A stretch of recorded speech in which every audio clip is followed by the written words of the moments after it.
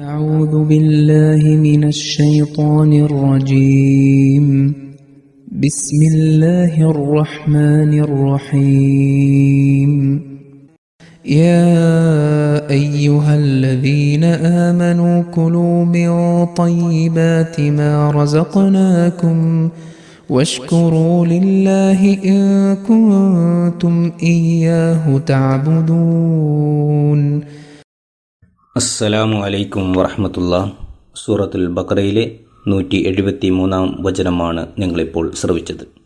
അർത്ഥം: സത്യവിശ്വാസികളെ, നാം നിങ്ങൾക്ക് നൽകിയിട്ടുള്ള നല്ല വസ്തുക്കളിൽ നിന്ന് നിങ്ങൾ ഭക്ഷിച്ചു കൊള്ളുക. അള്ളാഹുവിനോട് നിങ്ങൾ നന്ദി കാണിക്കുകയും ചെയ്യുക. അവനെ തന്നെയാണ് നിങ്ങൾ ആരാധിക്കുന്നതെങ്കിൽ. ഖലീഫത്തുൽ മസീഹ് സാനി റളിയല്ലാഹു അൻഹു ഇതിൻ്റെ വിശദീകരണത്തിൽ പറയുന്നു: ഇസ്ലാമിക ശരീഅത്ത് അഥവാ ഇസ്ലാമിക നിയമം അനുശാസിക്കുന്നത് നിങ്ങൾ ഹലാൽ അഥവാ അനുവദനീയമായത് കഴിക്കാവൂ എന്ന് മാത്രമല്ല, മറിച്ച് അനുവദനീയമായതിൽ നിന്ന് ത്വയ്യിബ് അഥവാ പവിത്രമായത് കൂടിയാവാൻ ശ്രദ്ധിക്കണമെന്നതാണ്.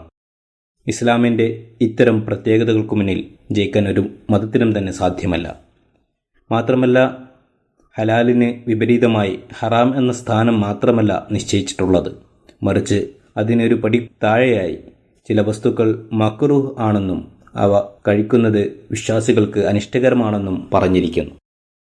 അതായത് 4 വിധത്തിലുള്ള സ്ഥാനങ്ങളുണ്ട്. അവ ശ്രദ്ധിക്കേണ്ടത് അനിവാര്യമാണ്. 1 ത്വയ്യിബ് അഥവാ പവിത്രമായത്, 2 ഹലാൽ അഥവാ അനുവദനീയമായത്, 3 ഹറാം അഥവാ നിഷിദ്ധമായത്, 4 മക്റൂഹ് അഥവാ അനിഷ്ടകരമായത്. ഇസ്ലാമും ഇതര സമുദായങ്ങളും തമ്മിലുള്ള വ്യത്യാസമെന്നത്, ഇതര സമുദായങ്ങൾ തങ്ങളുടെ പരിധി ഹലാലിലും ഹറാമിലും അഥവാ അനുവദനീയമായതിലും നിഷിദ്ധമായതിലും മാത്രം ഒതുക്കുമ്പോൾ, ഇസ്ലാം ചില വസ്തുക്കൾ ത്വയ്യിബ് ആണെന്നും ചിലത് മക്റൂഹ് ആണെന്നു കൂടി പറയുന്നു. മാത്രമല്ല, ഹറാം അഥവാ നിഷിദ്ധമായ ചിലത് ഏത് പ്രത്യേക സാഹചര്യത്തിലാണ് ഹലാൽ അഥവാ അനുവദനീയമായി മാറുന്നതെന്നും, അതുപോലെ തന്നെ അനുവദനീയമായവ ഏത് പ്രത്യേക സാഹചര്യത്തിലാണ് നിഷിദ്ധമായി തീരുന്നത് എന്നുകൂടി അത് വ്യക്തമാക്കുന്നു. ഇപ്രകാരം എല്ലാത്തിനും ഒരു തുലനം സൃഷ്ടിച്ചിരിക്കുന്നു. ഉദാഹരണത്തിന്, ഇസ്ലാമിക ശരീഅത്തിൽ മറ്റുള്ളവർക്ക് ഏതെങ്കിലും വിധത്തിൽ ബുദ്ധിമുട്ടുണ്ടാക്കുന്നതോ ഉപദ്രവമേൽപ്പിക്കുന്നതോ വിലക്കിയിരിക്കുന്നു. അതുകൊണ്ട് തന്നെ ഹലാലായൊരു വസ്തുവാണ് എങ്കിൽ കൂടി അതിൻ്റെ ഉപയോഗം ചില സന്ദർഭങ്ങളിൽ മറ്റുള്ളവർക്ക് ബുദ്ധിമുട്ടുണ്ടാക്കുന്നതാണ് എങ്കിൽ ആ അവസരത്തിൽ അത് ഹറാം അഥവാ നിഷിദ്ധമായി തീരുന്നു. ഉദാഹരണത്തിന്, നബി തിരുമേനി സല്ലല്ലാഹു അലൈഹി വസല്ലം അരുളി ചെയ്തു: മൻ അകല മിൻ ഹാസിഹി ഷജറത്തി യാനി അസ്സൂമ ഫലാ യഅതീനൽ മസാജിദ്. പച്ച വെളുത്തുള്ളി കഴിച്ചവർ പള്ളിയിൽ വരാതിരിക്കേണ്ടതാണ്.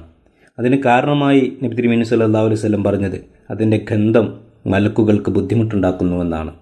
വെളുത്തുള്ളി കഴിക്കുന്നത് അനുവദനീയമായിരുന്നിട്ടുകൂടി മറ്റുള്ളവർക്ക് അത് ബുദ്ധിമുട്ടുണ്ടാക്കും എന്ന കാരണത്താൽ പള്ളിയിൽ വരുന്നവർ അത് കഴിക്കുന്നത് നബി തിരുമേനി സല്ലല്ലാഹു അലൈഹി വസല്ലം വിലക്കിയിരിക്കുന്നു. അത് കഴിക്കുന്നവരെ ബാജമാഅത്ത നമസ്കാരത്തിന് പള്ളിയിൽ വരുന്നതിൽ നിന്നും വിലക്കിയിരിക്കുന്നു. അതിനർത്ഥം അവർ നമസ്കരിക്കേണ്ടതില്ല എന്നല്ല, മറിച്ച് നമസ്കാരം ഏത് അവസരത്തിലും നിർബന്ധമാണ്. വീട്ടിലാണെങ്കിലും നമസ്കരിക്കേണ്ടതാണ്. ഇസ്ലാമിൻ്റെ വലിയൊരു പ്രത്യേകത എന്നത് അത് പറഞ്ഞതുപോലെ ഹലാലും ഹറാമും വ്യക്തമാക്കി തന്നു എന്നത് മാത്രമല്ല, മറിച്ച് ഹലാലിൽ അനുവദനീയമായതിൽ കുറഞ്ഞ സ്ഥാനം ഏതാണെന്നും ഹറാമിൽ കുറഞ്ഞ സ്ഥാനം മക്റൂഹ് അഥവാ അനിഷ്ടകരമായതാണെന്നും കൂടി അത് വ്യക്തമാക്കി തരുന്നു എന്നതാണ്. അതുകൊണ്ട് തന്നെ ഒരു വിശ്വാസിയെ സംബന്ധിച്ചിടത്തോളം ഹലാലും ഹറാമും മാത്രം നോക്കിയാൽ പോരാ, മറിച്ച് തഖ്വയുടെ സുതാര്യമായ വശങ്ങളെ മുൻനിർത്തിക്കൊണ്ട് ഹലാലും ത്വയ്യിബും ആയതിനെ സ്വീകരിക്കാൻ ശ്രമിക്കേണ്ടതാണ്. കൂടാതെ ഹറാമായ കാര്യങ്ങളിൽ നിന്ന് മാത്രമല്ല, മറിച്ച് മക്റൂഹ് ആയ അതായത് അനിഷ്ടകരമായ കാര്യങ്ങളിൽ നിന്ന് പോലും വിട്ടുനിൽക്കാൻ ശ്രമിക്കേണ്ടതാണെന്നും ഈ ആയത്ത് നമ്മെ ഉണർത്തുന്നു. ഈ ആയത്തിൽ അള്ളാഹു ഹലാൽ എന്നതിനു പകരം തയ്യിബ് എന്ന പദമാണ് ഉപയോഗിച്ചിരിക്കുന്നത്. അതിന് കാരണം ഇവിടെ പ്രത്യേകമായും സംബോധന ചെയ്തിരിക്കുന്നത് വിശ്വാസികളെയാണ്, അതും ഉന്നത നിലവാരത്തിലുള്ള വിശ്വാസികളെ. ഈ റുക്കൂവിൻ്റെ തുടക്കത്തിൽ യാ അയ്യുഹന്നാസു കുലു മിമ്മാ ഫിൽ അർളി ഹലാലൻ ത്വയ്യിബ എന്ന് പറഞ്ഞിരിക്കുന്നു. അവിടെയും അന്നാസ് എന്ന് സംബോധന ചെയ്തിരിക്കുന്നത് വിശ്വാസികളെ തന്നെയാണ്. എന്നാൽ ശാരീരികേച്ഛകൾക്ക് അടിപെട്ടു പോകുന്ന താഴ്ന്ന നിലവാരത്തിലുള്ള വിശ്വാസികളെയാണ്. അതുകൊണ്ട് തന്നെ അവരുടെ ബലഹീനതകൾ കണക്കിലെടുത്തുകൊണ്ട് അവിടെ കുലു മിമ്മാ ഫിൽ അർളി ഹലാലൻ തൊയ്യബ, ഭൂമിയിലുള്ളതിൽ നിന്ന് നിയമാനുസൃതവും ശുദ്ധവുമായത് നിങ്ങൾ കഴിക്കുവിൻ എന്നാണ് പറഞ്ഞിരിക്കുന്നത്. കാരണം അവർക്ക് തൊയ്യബിൽ മാത്രം ഒതുങ്ങി നിൽക്കാൻ കഴിഞ്ഞെന്ന് വരികയില്ല, കൂടുതൽ നിബന്ധനകൾക്ക് വിധേയമായി കഴിയാൻ കഴിഞ്ഞെന്ന് വരികയില്ല.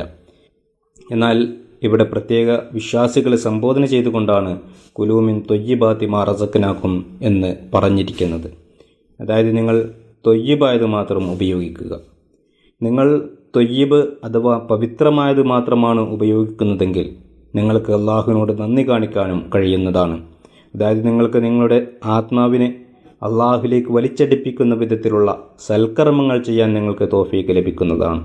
അതിനൊന്നുകൂടി വ്യക്തമാക്കിക്കൊണ്ട് മറ്റൊരു സ്ഥലത്ത് പറഞ്ഞിരിക്കുന്നു, കുലൂമിൻ തൊയ്യിബാത്തി വഅമലു സ്വാലിഹ, വിശുദ്ധമായ വസ്തുക്കളിൽ നിന്ന് നിങ്ങൾ ഭക്ഷിക്കുകയും നല്ലത് പ്രവർത്തിക്കുകയും ചെയ്യുക.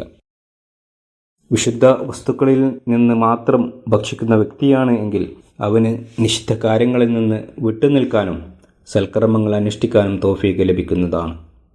തൊയ്യിബ് എന്ന പദത്തിൽ തന്നെ ഹലാൽ എന്നതും അടങ്ങിയിരിക്കുന്നു. അപ്രകാരം നല്ല ഭക്ഷണം മനുഷ്യൻ്റെ സ്വഭാവത്തിനും കർമ്മത്തിനും പ്രഭാവം ചെലുത്തുന്നു എന്ന് വ്യക്തമാക്കുകയും അതിന് ഊന്നൽ നൽകുകയും മുസ്ലിങ്ങളെ പ്രേരിപ്പിക്കുകയും ചെയ്യുന്ന മതമാണ് ഇസ്ലാം. ആഖിറു ദഅ്വാനാ അൽഹംദുലില്ലാഹി.